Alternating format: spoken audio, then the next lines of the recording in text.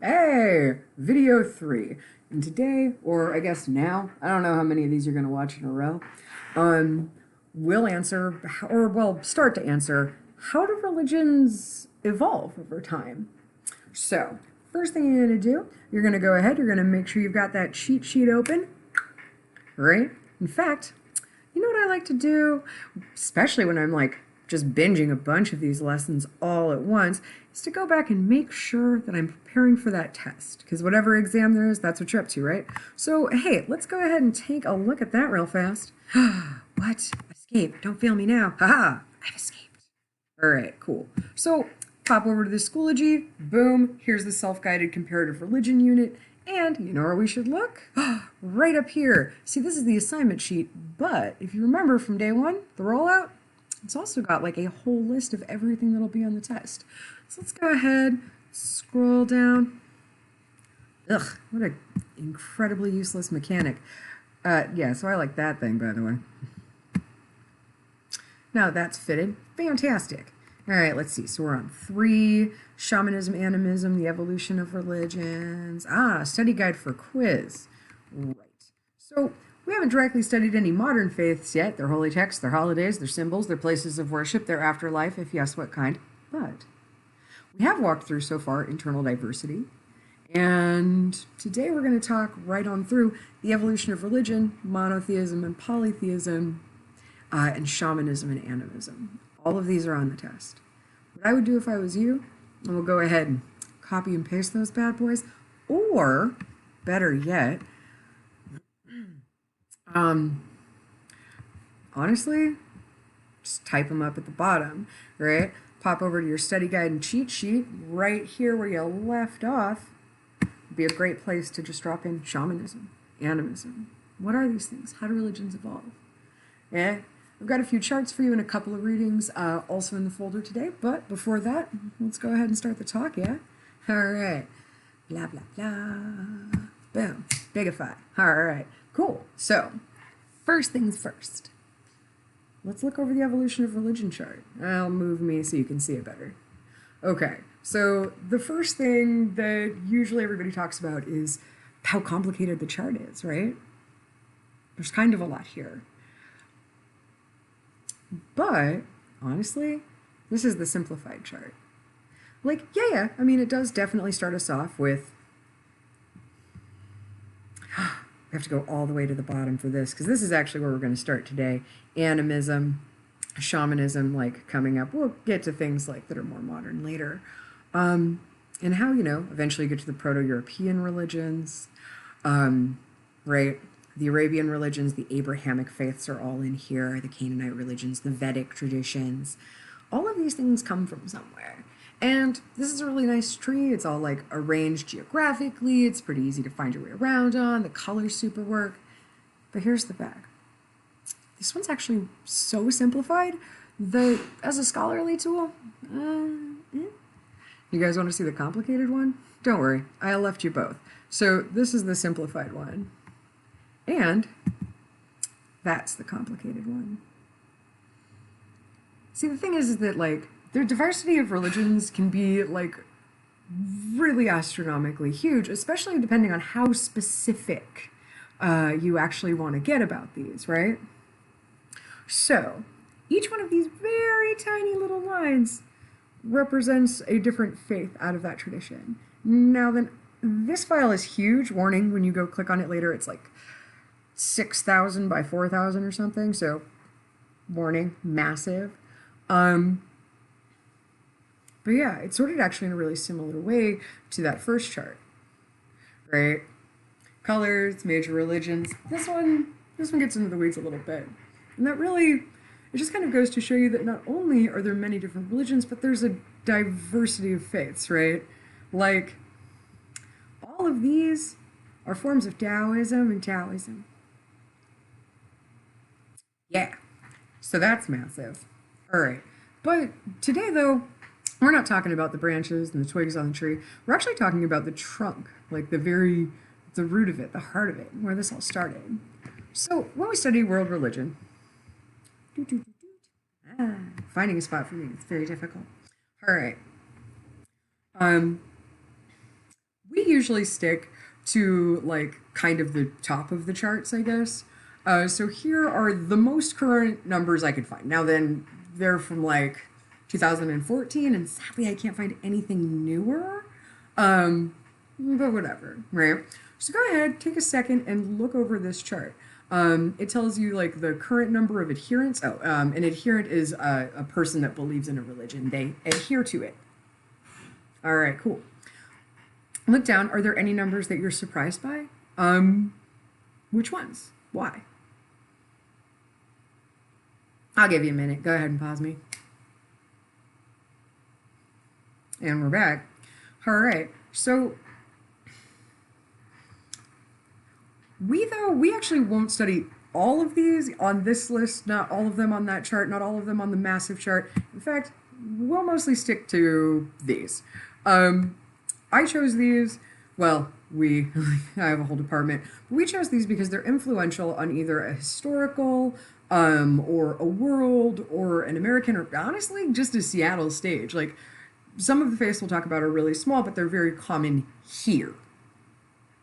So, we'll talk about Christianity, Islam, Hinduism, Buddhism, Sikhism, Judaism, Jainism, Zoroastrianism, and Neo-Paganism in this unit. But keep in mind, there are many, many more. All right. Boop. Oh, stupid thing. Peek. Rock. I mean, it wouldn't be a lecture if you didn't get to watch me, like, mess with the PowerPoint. Yes. All right. So like I said, we're starting at the very, very bottom of the tree. Dip way down. So we're talking like all the way back to like the cradle of human civilization. Right at the very beginning of religion. We're starting down here.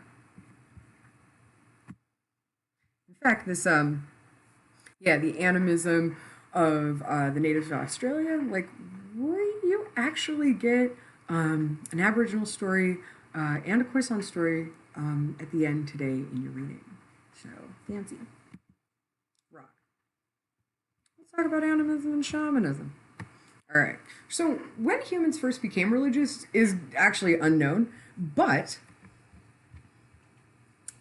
top of slide. Cool beans. But typically, like, we've got evidence though of religious behavior from the Paleolithic era. Like, that's the one before farming, right? Which was 300 to 500,000 years ago. What religious behavior is versus what a full-scale religion is, for the purposes of this course, you can go with, like, pretty much, like, humans have been religious for at least 100,000 years. Probably longer, but we can't prove any further than that. All right, so the first known human burial is from 100,000 years ago on Mount Jebel al-Kafsa, which is near Nazareth. Okay. The earliest religions, though, are animistic and shamanistic. Animism is the belief that objects, places, and creatures have a spirit within them, that they are, in a sense, alive. Right? A shaman is a person that has access to and influence in the spirit world. Typically, that happens through trance and ritual, right? These people will practice divination. Divination is to divine the future, to see the future, and healing rituals of various sorts. Sweet. One of the earliest examples of a goddess is this goddess right here. This is the seated goddess from Catalhoyuk, carved about 10,000 years ago, give or take. She's sitting on her lion throne. Yes, these, if you wondered, lions. First time I saw it, I totally thought they were bears. No, lions. Which is slightly cooler in a number of ways. Anyway, so that's the seated goddess. She's usually pictured with lions. But we don't really know much more about her. All right, moving on from Catalhoyuk. Here we go. So, we get into some, like, fascinating questions as we get really far back into prehistory, right? Like early cave art. Is it record keeping or is it religious, right? There are various theories for this, but the cave art themselves, these cave paintings, are mainly prehistoric. Um, yeah, they're approximately 400,000 years old in Eurasia. One of these is, I believe, from Argentina. And they're made mostly, and they know this by measuring the hands, the placement of the digits, that actually the handprints on the walls are mostly made by women, which I was fascinated to find out. But honestly, we're not really sure what the exact purpose is. There are a few theories on it, though, and here are the three. Right? Theory one. What these do is they record, they give a record of hunts that people went on. They record animal migration over time, and that makes sense. Like, they depict a lot of animals, right? Theory two. These are some sort of hunting magic, right? And they are used to increase the number of animals killed by hunters, perhaps used to like draw animals in. Cool. And theory three, that shamans went into these caves and entered into some kind of trance and painted their visions, right? And this explains a couple of the things, right? First of all, if it's record keeping, that's really odd because often these are found very, very deep in the cave, like really far. Like if you wanted to show people these records, you would probably want to put them like in an accessible place. Yeah, so they're often really, really deep. Yeah, or they're in places that are really small, right? The subject matter isn't only of the sort of animals that like humans hunted. There are also predators pictured. Like we don't hunt a lot of lions, not none, but few. Right? And then also just like the heavy prevalence of human handprints. Actually, fascinatingly, do you know what the most common form of cave painting was? It wasn't like the handprint, which we see a lot of those. What it actually is, because they just started counting them. They just like walked into caves. They're like, cave painting. What is it? Check. And they just like checked them off, and they made these charts, and they like counted. And it turns out that the most common one was just a line, like a really long line that like someone had painted like along the wall, like, and these would lead like really far places. And so eventually, when you follow the line to the end, you would find places that were like really resonant, like, or had good acoustics. Like, so often it would be parts of the cave that echoed, like 2 or 3 times. So it was generally fascinating. But also, as for records of hunts, so this is a cave painting. And I don't know how many human-legged, flute-playing animals you've ever eaten. I feel that I've eaten none. Just saying. All right, so let's click along.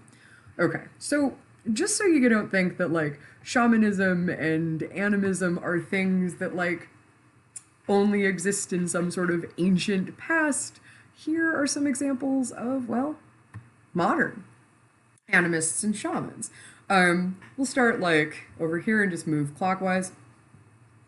This is a woman from the Caucasus Mountains, a shaman. The picture is colorized, but it's from 1908. You'll notice the use of a drum. Drums are super common in shamanistic religions. All right. This is a Sami shaman. Yeah, he's an Oadi, and it's from the 1700s. The Sami are the people that lived like north of the Vikings, still an ethnic group now. Yeah, they were like a shamanistic culture. People are still totally real. But the Vikings actually mentioned them kind of all the time and believed them to be magic. So, noted. Anyway, here's like, that's from the 1700s, but here's a Buryat shaman from Siberia. Take note of that drum. You'll notice that actually a lot of these cultures are like super far north. Anyway, yeah, with like the tools of the trade. So you have like, he's got a variety of bells, knives, incense, and of course, the drum. All right, here is an artist's depiction of a Hmong shaman during a soul calling. That's actually from like 2011. I picked that one on purpose because since it's an artist depiction, you get like a pretty good idea of what, you know, believers in this religion like believe to be going on in the spirit world, right? Like in, you know, our reality, like that shaman, that blindfold, by the way, that he's wearing is real. He does have a drum and he like jumps on a large wooden bench. Yeah, a number of animals go with the shaman to the world or to the spirit world. Right. First is of course the rooster. Yeah. And then then the shaman himself, and then the hog. These animals perform various features, or sorry, various functions in the spirit world in order to call the soul back. All right. Last but certainly not least, this is Starhawk. Yeah, who's a vaguely famous neo-pagan writer and, well, shaman leading a shamanistic service. I believe this to be a spiral dance. Yeah, that's a spiral dance in San Francisco in 2014. Boop.